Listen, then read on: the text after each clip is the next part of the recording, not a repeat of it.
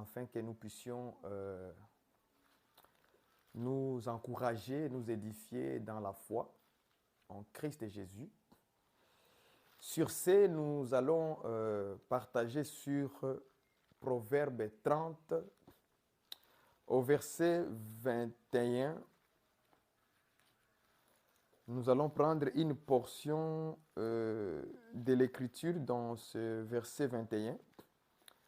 Je vais le lire avant tout. Donc nous allons dans nos Bibles, Proverbe 30, verset 21. Ça s'en va jusqu'au verset 24. Donc on va lire d'abord toute l'histoire au complet et puis nous allons tirer une écriture à l'intérieur pour que nous puissions partager. Je lis au nom du Seigneur, Proverbe 30, 21, 24. Trois choses font trembler la terre. Il en est quatre qu'elle ne peut supporter. Des points. Un esclave qui vient en régner. Un insensé qui est rassasié de pain. 2. Une femme dédaignée qui se marie. 3. Et une servante qui hérite de sa maîtresse. Point. Ça fait 4 pensées. Nous n'allons pas tout expliquer point par point parce que normalement, il fallait que nous commençons par un esclave qui vient en régner. Mais nous allons rentrer sur la deuxième partie, la partie B, qu'on appelle un insensé qui est rassasié de pain. C'est ça exactement notre thème que nous allons partager aujourd'hui. Un insensé qui est rassasié de pain.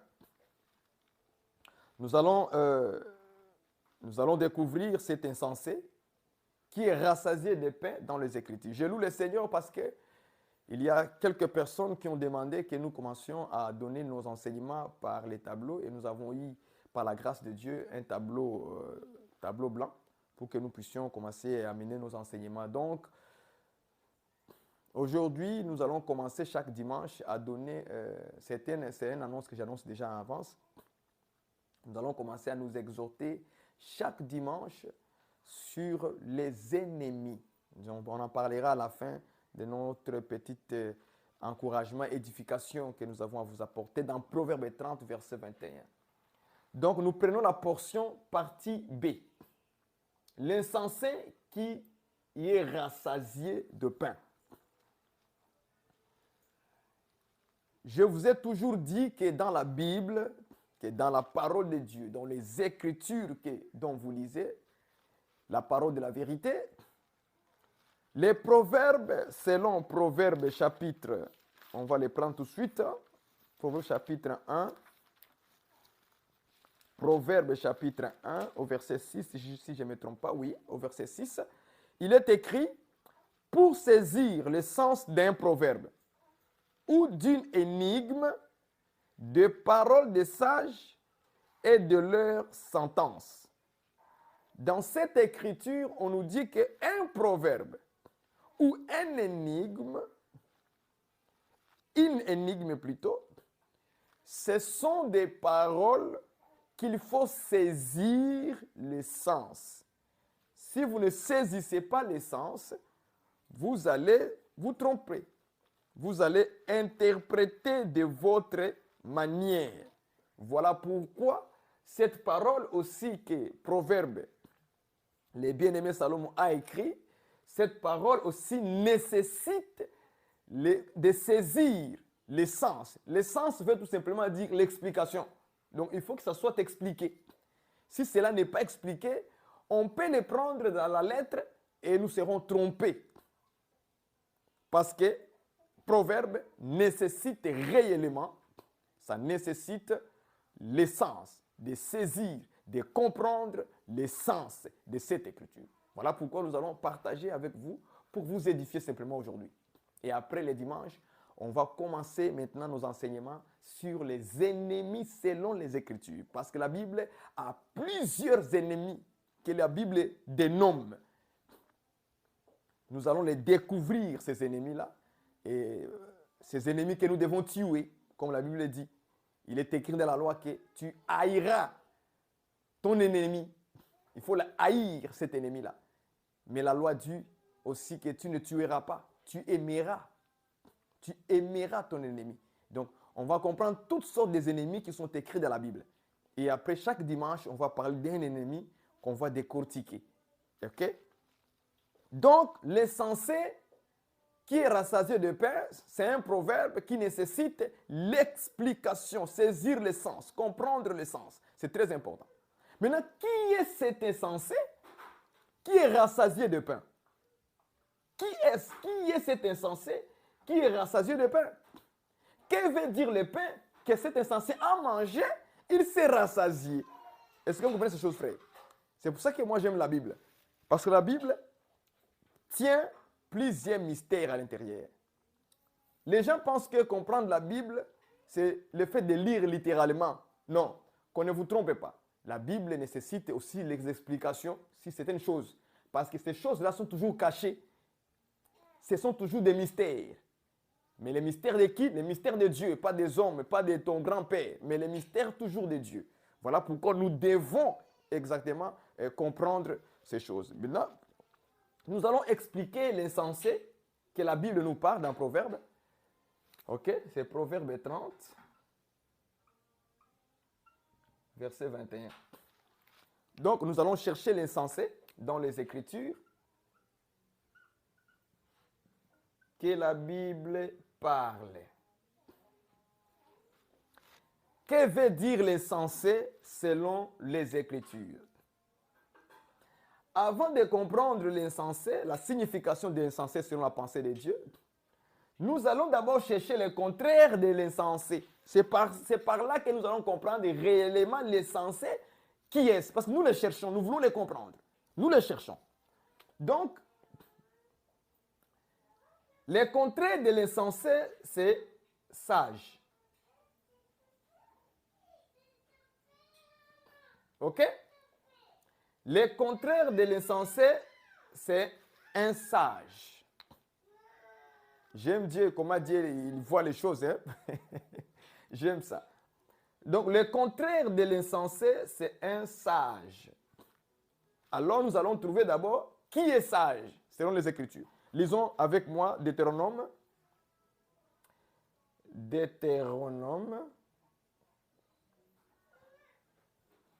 Deutéronome 4, versets 5 à 6.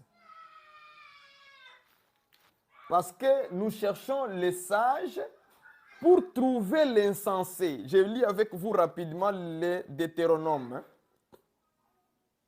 Deutéronome 4, je lis avec vous, versets 5 à 6. Écoutez ce qu'il est écrit. Voici, je vous ai enseigné des lois. Je vous ai enseigné des lois. Je vais juste monter un peu.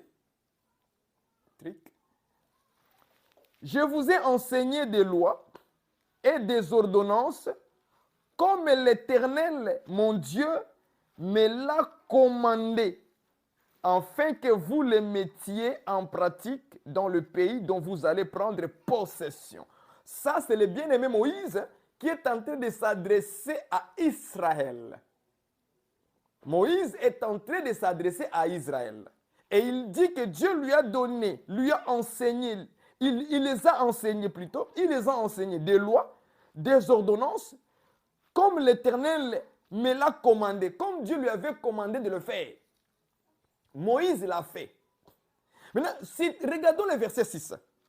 Vous les observez, les vous, parce que dans la Bible, nous prêchons, les vous, les nous, les il, les tu, les j'ai, on l'enseigne. Vous les observerez et vous les mettrez en pratique, car ça sera là, j'aime ces choses, ça sera là votre sagesse et votre intelligence aux yeux des peuples qui entendront parler de toutes ces lois et qui diront, cette grande nation est un peuple absolument sage et intelligent. Vous avez vu ça? Donc, aux yeux de tout le peuple, quand ils vont regarder Israël, quand ils vont regarder cette nation, cette grande nation qui est Israël, ils diront en eux-mêmes que ce peuple-là, Donc Israël, bien sûr, on parle d'Israël, tout le monde comprend déjà ici. On peut besoin d'expliquer. Donc ils diront qu'Israël, la grande nation, c'est un peuple sage, intelligent. Remarquez ça. Donc, quand on parle de la sagesse, celui qui est sage, ok? Celui qui est sage, selon Deutéronome, c'était Israël.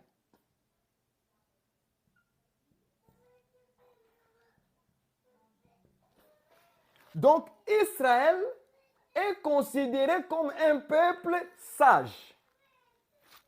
Maintenant, toutes les autres nations, les Américains, les Canadiens, les Congolais, les Rwandais, les Ougandais, les Angolais, est-ce que vous voyez ça, frère? Les Djiboutiens, les Éthiopiens, toutes ces autres nations, quand ils remarquaient Israël, quand ils voyaient Israël en face, ils disaient que ce peuple est un peuple sage. C'est que le peuple sage, c'est Israël. Nous l'avons trouvé. Maintenant, on se pose des questions. Si Israël seul était sage, les autres nations-là, ils étaient de qui? Des insensés. C'est simple que ça, frère. J'aime la Bible. Donc, on va dire ici les nations.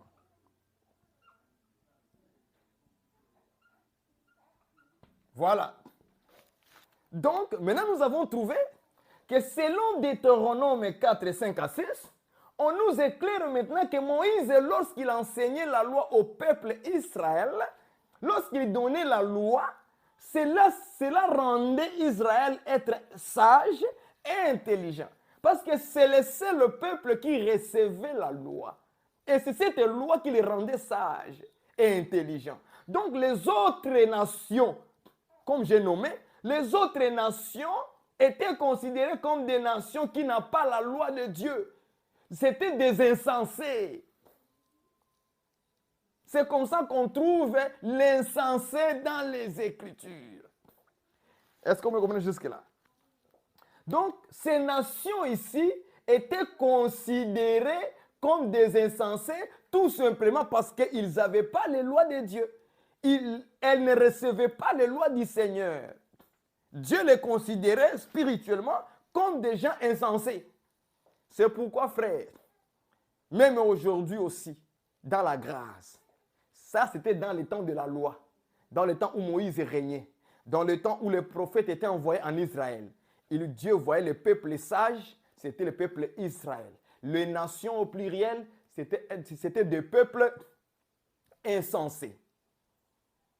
Parfois, des mots comme ça peuvent être forts, mais Dieu les utilise pareil. Je donne un exemple. Par exemple, Jésus-Christ il dit aux Juifs, hein, les prostituées vous dévanceront dans le royaume des cieux. Vous pensez que Jésus parlait de qui? Jésus ne parlait pas des prostituées physiques qui sont dans le coin des rues. Non. Il parlait des nations, le peuple des nations. Il parlait de nous, de toi, mon frère, ma soeur. C'est de toi que Dieu disait, les prostituées vont vous dévancer dans le royaume des cieux. Quand Jésus-Christ s'adressait aux Juifs, aux pharisiens, parfois Dieu utilise des mots forts. Ces mots forts, ce n'est pas une insulte. Non. Dieu nous voyait aussi comme des insensés. Il peut nous voir aussi comme des prostituées. Vous pensez qu'au ciel, il y aura des prostituées physiques avec des mini-jupes? Non, frère. C'est un langage de Dieu. Parce que les nations adoraient un autre Dieu. Quand Dieu voit quelqu'un adorer un autre Dieu, il l'appelle une prostituée. C'est comme ça que Dieu va l'appeler. C'est une prostituée. Il se prostitue envers d'autres dieux. Est-ce que vous comprenez? C'est un langage de Dieu. Mais au ciel, quand il dit que les prostituées vous dévanceront dans le royaume, c'est-à-dire les nations vous dévanceront dans le royaume. C'est un langage parabolique. Donc il faut comprendre Dieu de cette manière-là. Le langage de Dieu, c'est le langage de Dieu. On ne peut pas le changer. Donc Dieu nous voit aussi, voit les nations comme des insensés. Comme je l'ai dit aujourd'hui aussi, que de manière spirituelle, aujourd'hui dans les temps de la grâce, aujourd'hui aussi, Si quelqu'un n'a pas la parole de Dieu, il n'a pas la loi de Dieu, Jésus-Christ ne l'enseigne pas, ne lui donne pas son enseignement, tu es un insensé. Tu as de la folie en toi, frère. C'est comme ça que Dieu voit les choses spirituellement. Quelqu'un qui n'a pas la loi de Dieu aujourd'hui, tu es un insensé. Tu as la folie en toi. Pourquoi? Parce que tu feras des choses abominables. Tu feras des choses comme un fou. Parce que tu n'as pas la parole. La parole de Dieu nous donne la sagesse. Il nous donne l'intelligence. Ça nous donne à nous recadrer, à avoir des limites. Voilà pourquoi Dieu a donné la loi, pour que nous ayons des limites. Un père qui couche avec sa fille, c'est un insensé. Il a de la folie en lui. Parce qu'il n'a pas la loi de Dieu en lui. Mais quand tu as la loi de Dieu en toi, qui te dit, tu ne découvriras pas la nudité de ta fille. Tu ne découvriras pas la nudité de ta tante. Tu ne découvriras pas la nudité de ta mère. Vous voyez, ce sont des lois de Dieu qui nous donnent, qui nous fait être sages. Ça nous donne la sagesse. Et quand tu as ça en toi, tu ne peux pas faire les débauches. Tu ne peux pas aller au-delà de ça parce qu'il y a des limites. Donc Dieu te voit que tu es un homme sage. Tu es une femme sage. Parce que tu as cette loi en toi. Quand vous voyez les gens faire l'adultère, l'impudicité, ça c'est être un insensé. C'est être un insensé. Parce que la loi de Dieu, lorsqu'elle est installée en toi, ça te donne des limites. Vous voyez ça, frère? Tu ne voleras pas. Lorsque la personne a cette parole en lui, il met ça en pratique, tu ne voleras pas, il ne volera pas. C'est Dieu voit que c'est un homme sage. Même s'il voit $20 sur la table de son patron, dans la chambre de son patron, comme les boys, les travailleurs à la maison. Même s'il voit $40, $100, $10,000 à la table que son patron a laissé, il ne va pas voler. Parce qu'il a la loi en lui qui lui dit, tu ne voleras pas.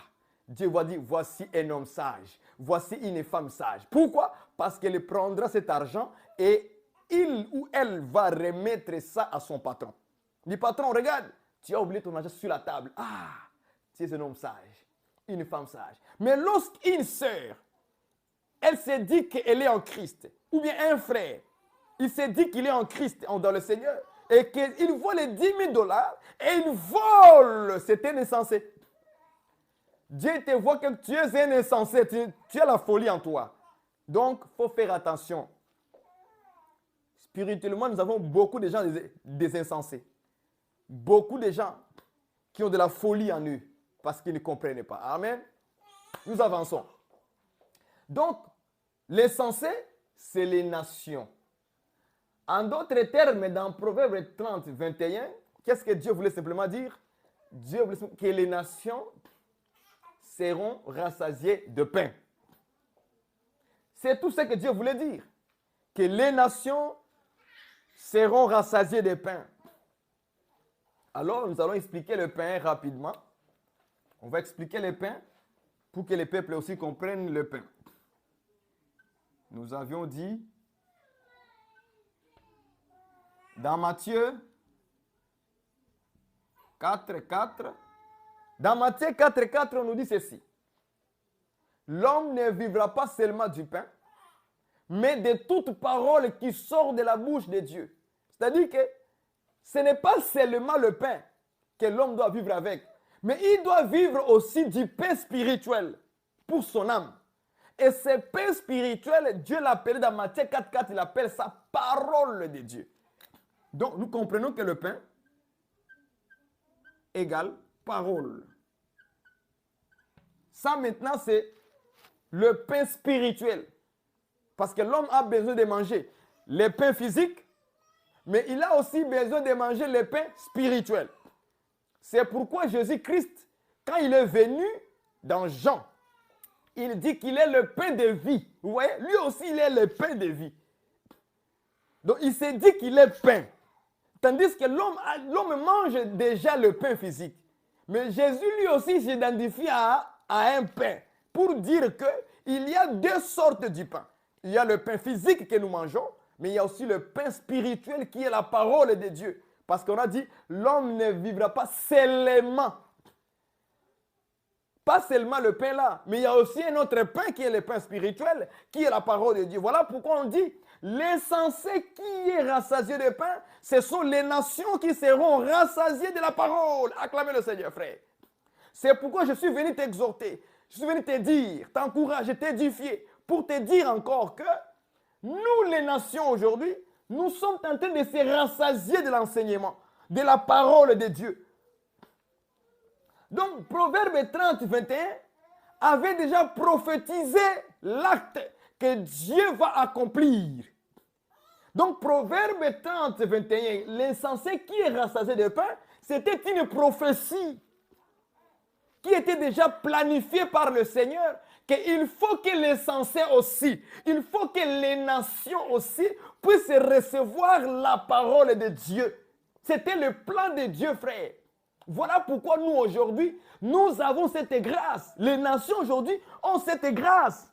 Les insensés ont maintenant cette grâce aussi d'être rassasiés de la parole de Dieu. Acclamez le Seigneur. Acclamez-le. Dieu est fort. Même dans Proverbe aussi, on peut trouver des prophéties. Donc, Dieu a accompli cette parole aujourd'hui. Dans ce temps de la grâce, Dieu l'a accompli cette parole. Voilà pourquoi tu dois être joyeux parce que tu as été rassasié, en train de manger l'enseignement. L'enseignement, c'est la saine doctrine. C'est ça qui purifie ton cœur. C'est ça qui lave ta vie. Pour que maintenant tu sois une femme, un homme sage. Parce que Dieu voulait aussi que les insensés soient aussi sanctifiés. Est-ce que vous me comprenez? Donc, cette écriture est accomplie, frère, ma soeur. Cette écriture est accomplie pour nous. Voilà pourquoi tu dois être joyeux d'avoir reçu la parole. Si tu étais resté dans cette image de l'insensé, peut-être que nous aurions tous fini en enfer, dans le séjour des morts. Mais selon le Proverbe 30, 21, Dieu avait planifié que l'insensé aussi puisse être rassasié, puisse manger, puisse recevoir la parole de Dieu. Voilà pourquoi les pains que nous mangeons aujourd'hui, ça nous réjouit le cœur. Que Dieu vraiment vous bénisse. Merci de nous avoir écoutés. Nous allons commencer simplement à commencer à enseigner chaque dimanche. On va commencer à parler sur l'ennemi. Donc, préparez vos cahiers, préparez vos stylos. On va commencer chaque dimanche, on va commencer à être en direct sur le sujet les ennemis. Nous allons parler, expliquer les plusieurs sortes d'ennemis dans la Bible. Dans la Bible. Que Dieu vous bénisse pour ce moment que nous avons passé avec vous, pour vous donner un peu quelques lumières sur les insensés. L'insensé qui est rassasié de pain, c'est l'Église aujourd'hui qui est en train de se rassasier, de manger. Voilà pourquoi dans votre église où vous êtes, vous devez rendre grâce à Dieu qui vous a donné aussi le pain de vie. Le pain qui devrait vous donner la vie. Le pain qui devait vous donner la sagesse, de l'intelligence spirituelle. Pour que nous sortions dans cette image de l'insensé. Est-ce que vous me comprenez? Que Dieu vous bénisse. Et à la prochaine, le dimanche prochain, on va en parler sur les ennemis. Bye bye.